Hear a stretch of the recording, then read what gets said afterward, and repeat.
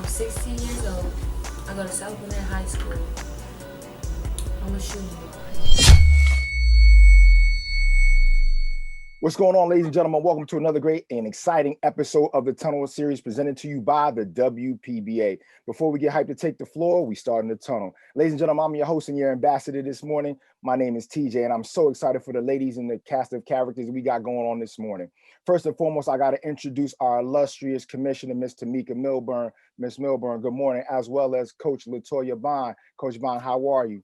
But listen, the real reason why we're here today is to celebrate a young lady who accomplished history on Thursday evening, being a part of the new WNBA team known as the Minnesota Lynx. Ladies and gentlemen, she's taken a long way, but she's taken the right way. And we're so excited to celebrate her accomplishments this morning and talk to her live and keep things going. We're going to introduce her right now. Ladies and gentlemen, Miss Asheika Alexander. Miss Alexander, congratulations and welcome. How are you? Thank you so much. I'm doing well. So you've been on a high since several days now. What's that been feeling like for you now to be a professional basketball player? I mean, it's crazy. I mean, it's to be expected, but it's a surreal feeling. I'm excited to get started and see how things go. Absolutely. So we're excited for you as well, and that's why everybody's on the screen with you to talk to you. But let's start like this because a lot of basketball players, when they first get into the sport of basketball, from the very beginning, they take a basketball and their parents or grandparents or whoever's watching them puts a basketball into the crib, into the cradle. That's not your case. What was it like taking the long way, as we say, to grandma's house to get to where you are as a professional right now? Stressful, very stressful. I mean, it was times I was ready to quit, didn't want to do it anymore. But if you really love the game, you always find your way back to it. So. So you come from humble beginnings. Things that you were doing as a child, as a youth, were tough, and you had to really, work hard to get to where you're at right now. Talk about some of the lessons that you learned, growing up and coming into the space where you're in right now. How grateful are you to be where you are based upon your humble beginnings? And what's your thoughts when you think about those things right now? The biggest lesson that I've learned is I do not know everything. Okay. As a kid, you think what's best for yourself and all the decisions, the right decisions. But I had to humble myself and really realize like I do need help sometimes, and people's opinions on my life and the right people's opinions on my life can help me. So that was the biggest thing, and ultimately, I'm very grateful to be here. Especially coming from an HBCU, that's big. Absolutely. So that's why I got this hat on right now. Make history now. You're the first signee in Lynx history to be signed from an HBCU. Talk about that, because years from now, your name is going to be in history books. I don't know if you took time to step back and relish in that moment, but girlfriend, you made history. So talk about that. Like, what is that to be? Because as we look in the professional sports world right now, HBCUs are on the come up. Some of the top high school players have now gone to select HBCUs. We've seen what's going on at Howard. We've seen what's going on in several other schools. But talk about now that you're going to leave that legacy as well. Talk about that for you. Yeah, honestly, I haven't had the time to even process anything. I've just been going ever since.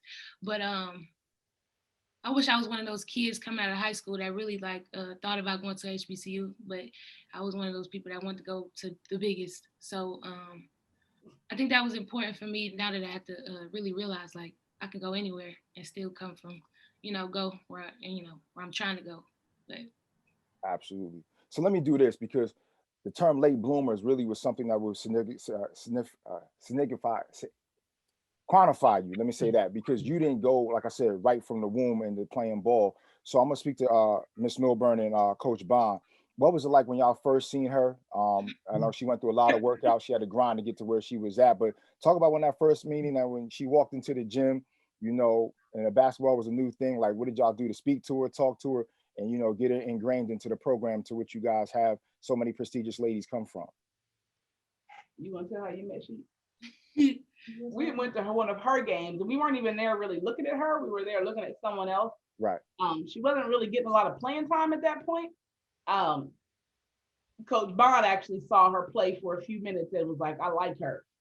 And, back then I was like, okay, because I wasn't really watching basketball as much as I am now back then. But Coach Bond was like, I really, really like her. We went and talked to her coach.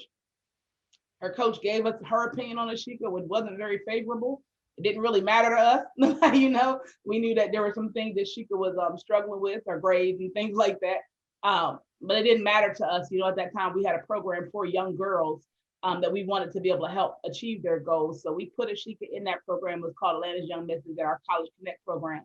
And, we talked to Asheika, and Asheika committed right away. She would come into the gym, we'd pick her up from, she'd get into the gym 3 or 4 times a week, and she worked. And it's funny because people used to always say that, oh, she's naturally talented, she's naturally gifted. Asheika's naturally athletic. She did not know how to play basketball. Asheika couldn't make a layup. She couldn't dribble. Oh wow, we getting all the tea today. I like this. Okay. But she was athletic and she worked so hard. She was with a group of girls who just, all of them came to us in their sophomore year, and which is really late to start playing AAU on the level we were playing. But we were talking yesterday, Sheik and I, and it was like, I don't know how we went out there and beat some of these teams because none of y'all could play.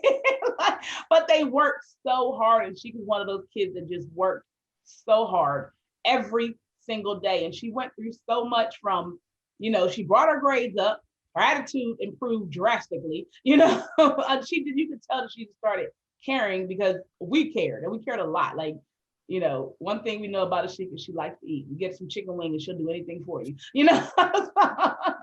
Oh wow. So we knew we fed her, we took care of her. Asheika was going to perform on the court, and her attitude was going to be great. So absolutely. Hey, Asheika, let me ask you on the flip side of that. What was it like when these ladies first approached you? What did you think about them?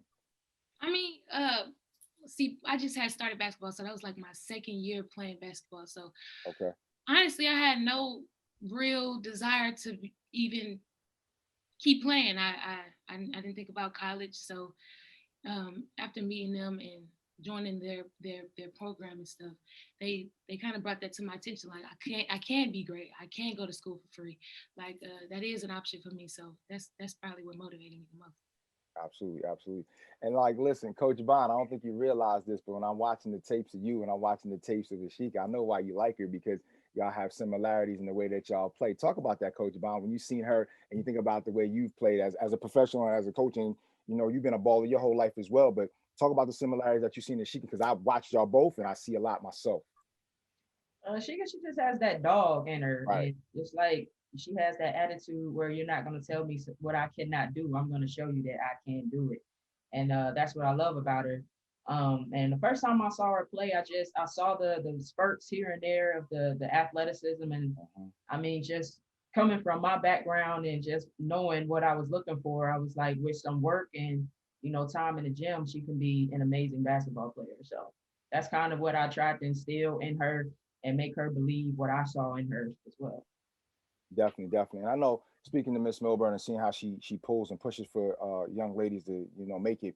Asheika, I want to ask you this question because, like I said in the introduction, you took the long way to grandma's house. You went to one school, you got injured, ended up going to Langston.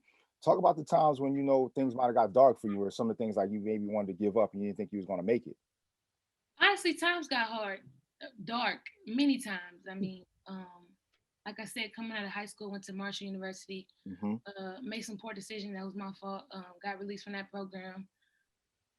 Scrambling to get to another school, went to Grand Canyon University, got another opportunity to go to Grand Canyon University. Played a semester, but not on any games, just practicing, get back in shape, stuff like that. Then the following semester, found out I was pregnant. So had to sit out again, but, struggling just to find my way back to basketball.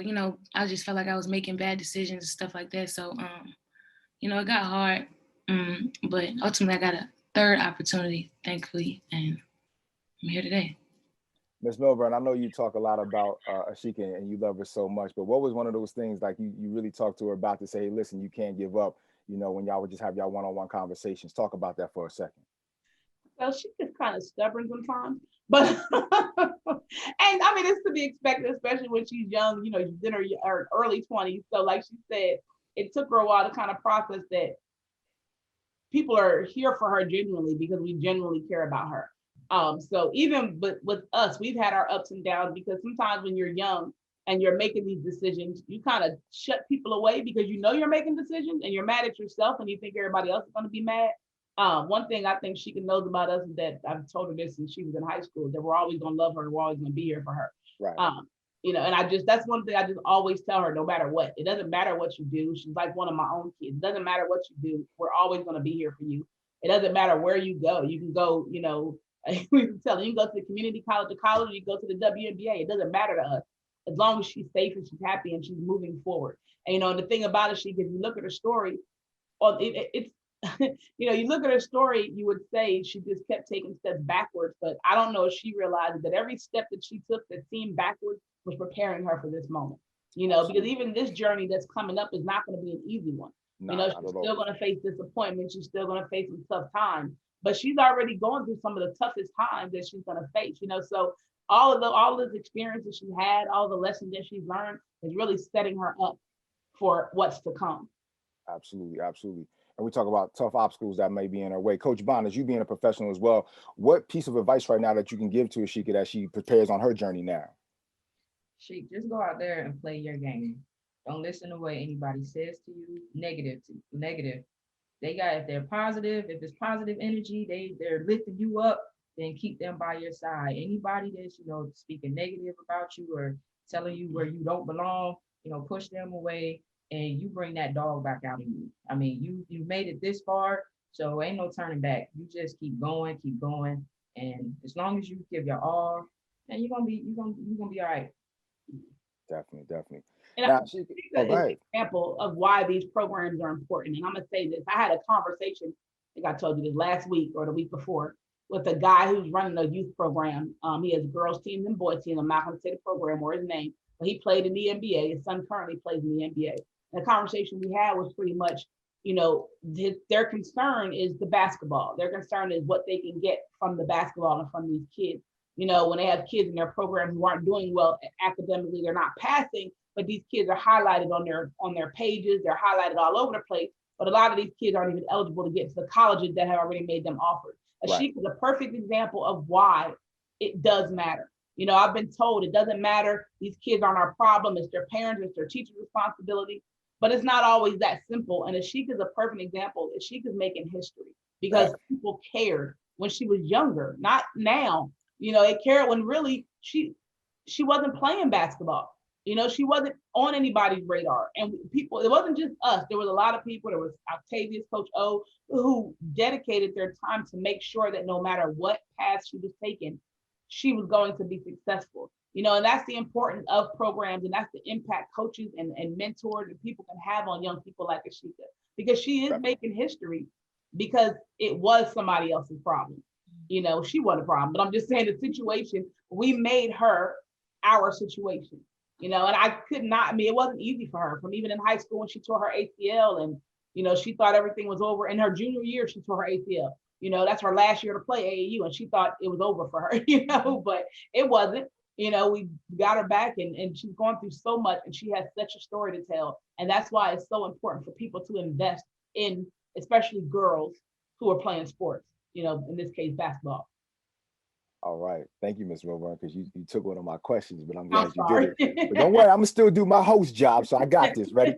So Asheika, let's talk about that because she's absolutely right. So many different people and programs fail to look at the importance of academics in the school side of things. And when you were in the program with Ms. Milburn and Coach Bond and so many others, they put an emphasis on education. How was that emphasis on education important as you transition to Marshall and then to Langston? And how was that important to get you through the classroom work, not so much the basketball work? It's very important because having good grades made my transitions way easier. Right. Made my opportunities endless, really, because nobody can really say I'm a bad kid. They can't say I'm a smart kid. So, transferring to Langston, it was a no-brainer. I had more than a passing GPA, passing, so it was easy. Definitely. And here's a point where I'm glad you mentioned Langston, because our HBCUs are considered to be institutions of families, institution of love, institution of endearing, and the struggle as us as a people, as us as a culture.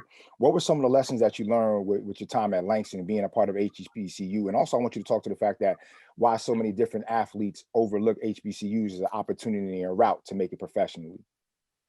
Ignorance, because I was one of those kids that was ignorant who looked away from HBCU. Because I'm not gonna lie, I've gotten the most help I've ever gotten outside of D1 at my HBCU. Gotcha. My foundation there is tremendous. Like my coach's wife, she has my son right now while I'm here, you know. So being able to trust people with my kid there is very important. And you know, that community is really a family. So I appreciate my HBCU.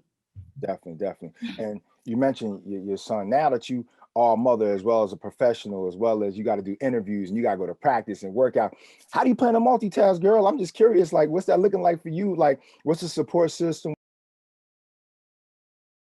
You got to juggle just so many different things. Coach Tamika used to tell me when I was younger, like, it takes a village. I mean, and that's still with me right now. Like, you know, being able to trust somebody with your child while you're not awake is big. You know what I'm saying? But um, I mean, it means everything, you know. But multitasking is something I've been doing. So I mean, the transition just it's not gonna look any different to me. Definitely. Listen, you got a great motor. Like, I enjoy watching some of your highlights, like the way you get up and down the floor, your passion for basketball. It's one of those things where it's super amazing. And like Coach Bond said, you do got that dog in you. Like, you got no back down. You go at people, you know, and you have one of the smoothest jump shots I've seen in a long time, y'all. We ain't talk about that. The J is all right in these streets. I just want to let you know that between new friends now. But I want to ask you this, and I want Coach Bond to chime in too. Over some of the intangibles that you had to work on when you first got ingrained in the game of basketball, and when nobody's looking and maybe there's nobody around, what are some of the things that when you get in the gym that you're working on? Maybe is it your first step? Is it your jab? Like, what are some of the things that you like pride yourself in working out on? Ball handling, because like Coach Bond to me said, I cannot dribble for nothing. So you know, even the slightest time off throws you off. So that's the first thing I work on, ball handling. Next is like form shooting. I still do form shooting from back when I was a kid. So jump shots, off the dribble stuff. So that's a little thing that I Coach do. Bond, what were some of the things she had to work on when y'all first got her in? Like she said, ball handling. Or she used to love to want to dribble. She wanted to have this high crossover. Like, cheek, you got to keep it low and tight.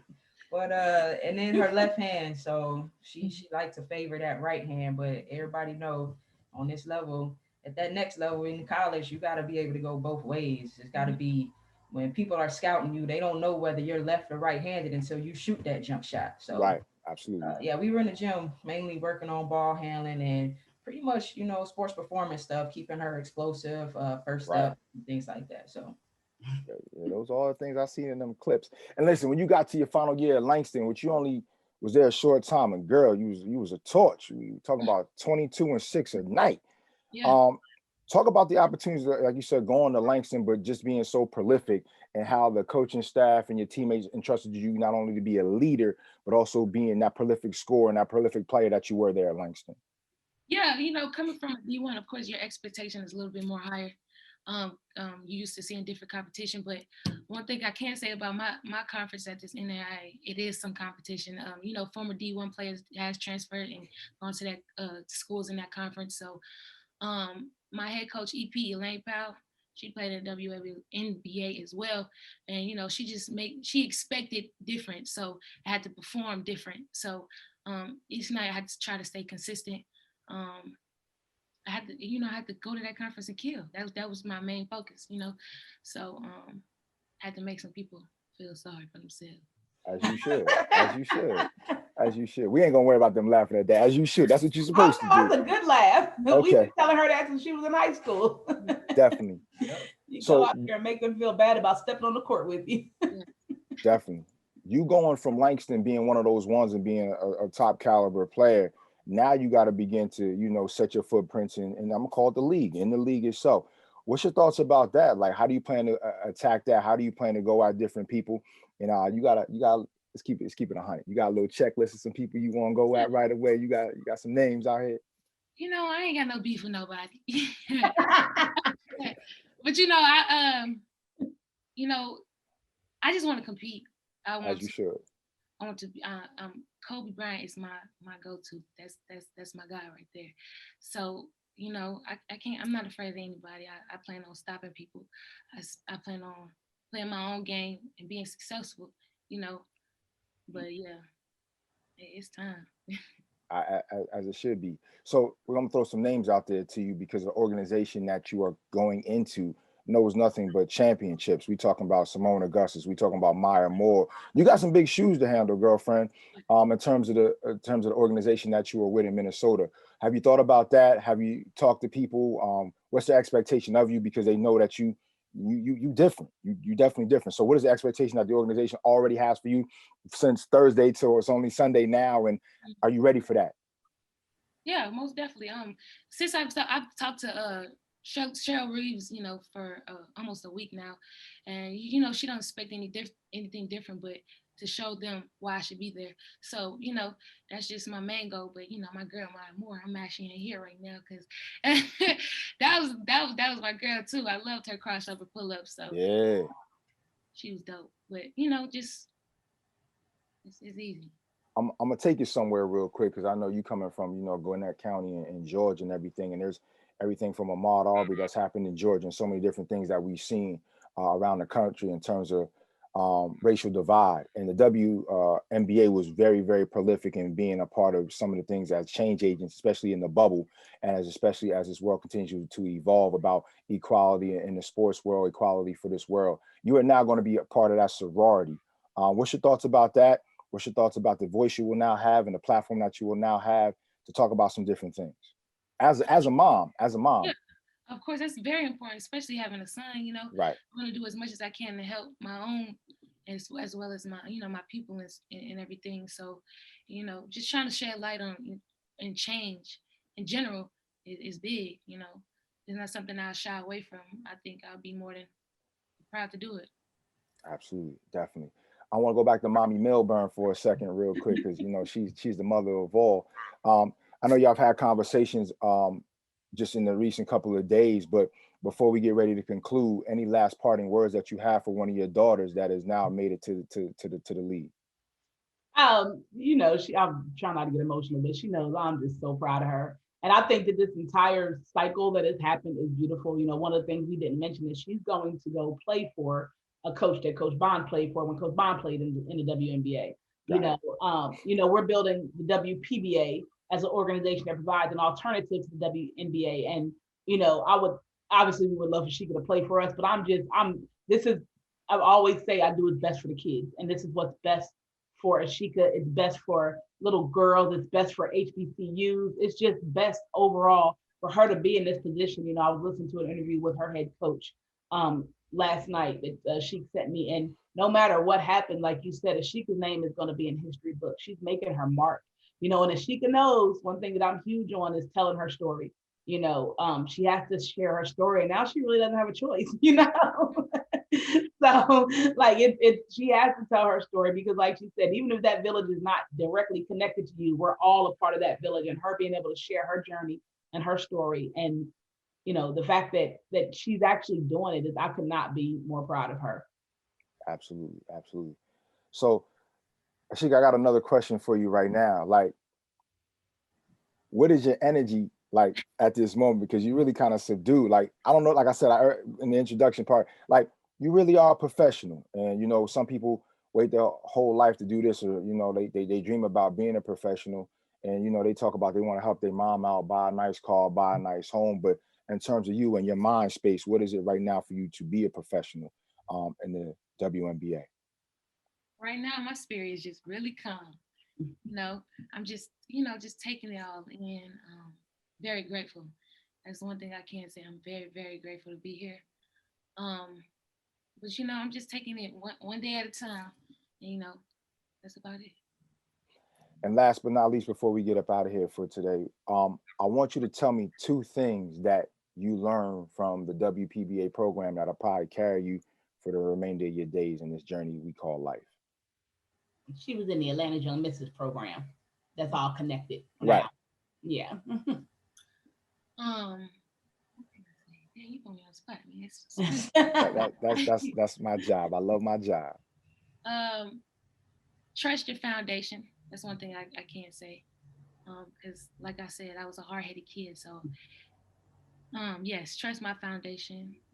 What's another thing? It's crazy. I'm just say keep going. Just whatever you do, be successful. Do your best in whatever you do, and just keep going. That's perfect. And the reason why I asked that, because when we go to show this to other people in the program, they're going to see that because of those two things, they have what you have. And that's amazing. Listen, Coach Bond, we thank you. To our commissioner, Ms. Tamika Milburn, we thank you so much. And to our esteemed, illustrious guest, Ms. Asheika Alexander, listen, we wish you all the best in your journeys and your pathways. You know, the village will be here to support you. We wish you all the very, very best. Listen, you share so many different things with us, but you will be one of those ones because you got that engine, you got that motor, and you got that dog. So we wish you all the success. All right. Thank you. Definitely. Ladies and gentlemen, it's been another great episode of the Tunnel Series presented to you by the WPBA. Make sure you catch this and so many different things we got coming to you very soon. And for more information on the league, make sure you go to the website, www.thewpba.com. I'm your guy, TJ. It's been a great episode. Y'all take care.